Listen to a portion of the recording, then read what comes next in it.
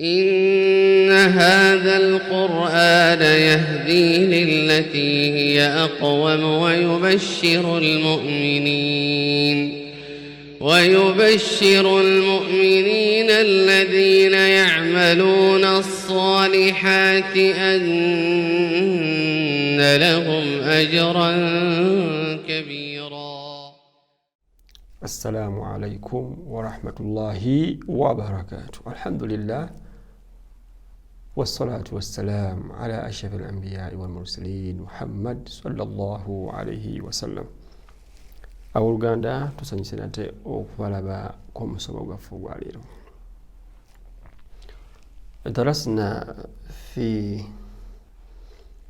حلقتنا السابقة فاسما مغندية في سوكانتي أحوال استطاعة المسلمين الحج embeera ez'omuntu oyo omusiraamu aba alina obusobozi obutaba nabwo. Twaziraba ssatu. Oyo so kubanga ye mwennyini we obusobozi alina mulamu nga twaziraba. Wano tukatulabe twalaba esooka nti omuntu okuba yange mwennyini alina emaali, alina obusobozi obw'entanda obumutwala okutuuka e Makka ne Madiina ate nga ajja kubeerayo n'abeewaka nga balise bulungi. Wabula waliwo omulala kubanga alina obusobozi obwa ssente naye nga yo badaniya omubiri gwe oba maybe health problems tasobola. Kati oyo bamugamba nti esente ze zalina awo omuntu amukolere hijja agende. Owokusatu tulaba nti talina ssente ate talina liwanyina ey'omubiri tasobola. Oyo tugamba nti hijja bemuvuddeko. Kubanga mu ddiini yaffe y'Obusiraamu Allah ekintu kyatugamba okukola kyekyo kye tuba tulinako obusobozi. Amma kye tulinako obusobozi kiba kituvuddeko. Tetwekaluubiriza mu ddiini ya Allah ekitiibwa. Kati abaffe tugamba nti katwebuuza ekibuuzo. هل لديك المال الكافي والقدرة البدنية على الحج؟ oba yeggwe muntu andaba saawa zino olina ssente ezikutwala Makka ne Madiina okola hijja nga n'entanda ne gy'ovudde waka basigala bagenda kulya bulungi obalabirira, oba ogenda kukola hijja ng'abeewaka bagenda kuwankawanka aliga no abeewaka balina okuba nga bateredde. Naye obanga oli tugamba nti ye obusobozi bwe bulina nga ate omubiri gwange nsobola, tugamba nti yajibu alayka alhajji binafsik, okakatibwako okubanga ogenda okukola hijja.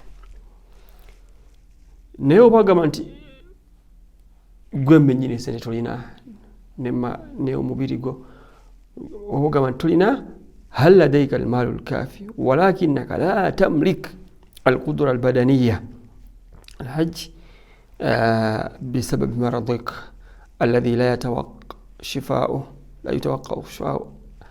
أو كبر سنك. sente ozirina obusobozi obulina obugenda sente weziri naye nga gwe omubiri gwo olina health problems, oli mulwadde maybe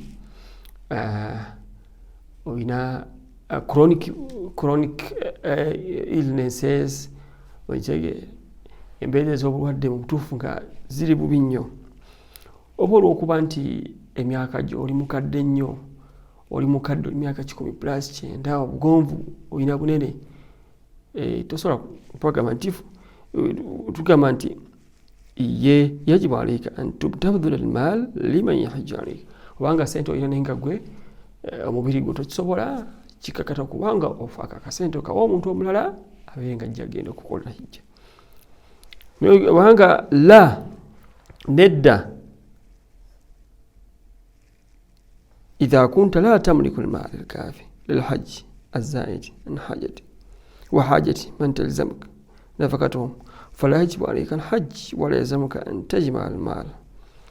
Obanga mubiri gwo tolina, omubiri gwo munafu, alina sente tolina busobozi, bagamba nedda akaseera ako hijja tekkakatako era gireke togyetantala ate era tekikkakata kubeera ng'okuŋŋaanya busente balimanyi oweze. tekikakatako wabula kyoba ofaako gwe koba ofunye kulabirira abantu bo n'embeera eza necessity ezeetaagibwa mu bulamu wa bulijjo bwebuwaze. Ekyo twongerako ekirala kinekyo kikulu abantu bangi bakigayalirira. Omukyala ogenda okukola hijja yushtaratu liwujubi alhajji ala almar'a wujudu almahram fala yajibu alhajji ala almar'a illa in kana murafiqan laha. Omukyala ogenda okukola hijja alina okuba nga aliko omuntu amuzira okuwasa, maybe nga taata we, brother we, oba ekitegeera. Naye abantu omuntu omulala atali wa luganda lwe takkirizibwa agenda naye mu hijja, oba yagende yekka. Kivumirirwa mu ddiini ey'Obusiraamu omukyala ogenda kubanga agenda kubeerayo nga ajja kwetaaga omuweereza biki olusi omusajja ono ajja mumuyambako mahrami. Kyova olaba ishtarata dhalika kathiru min ulama almuslimin nti fala yajibu alhajji ala almar'a illa in kana murafiq. Omukyala tayikirizwa kukola hijja kujo nga ayinako omuntu amuzira okuwasa fi alhajji ahadu maharima wa hum zawjuha imma bawe au man yahrum zawajuhu minha daiman. Oboyo amuzira okubanga amuwasa gamba nga taata we, jjajjaawe omusajja, omwana we gwazaala ibno n'omuzukulu we gwazaala omulenzi, wal ikhwa oba ba brothers be wa abnauhum ne bagundi abaana b'abaganda baabwe Oluganda ne abiddenga bakiyita, wal ammu wal khal oba taata w'omuto oba kojjaawe azaalibwa ne maama we. Kale abo munnaye we bali kiba hijja asolugenda. Naye oba nga tebaliiwo teyita talugenda ku hijja ng'ali yekka oba okufuna omuntu nga atali mu b'eŋŋanda. Tukomyawo tusaba Allah subhanahu wa ta'ala atugaseemu obulungi butujjukanyiza. Subscribe to our channel and share. Our channel is Horaimula Luganda Dawa.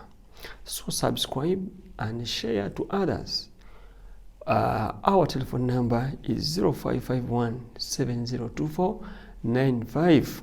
Any question ekibuuzo kyonna tuwaniriza.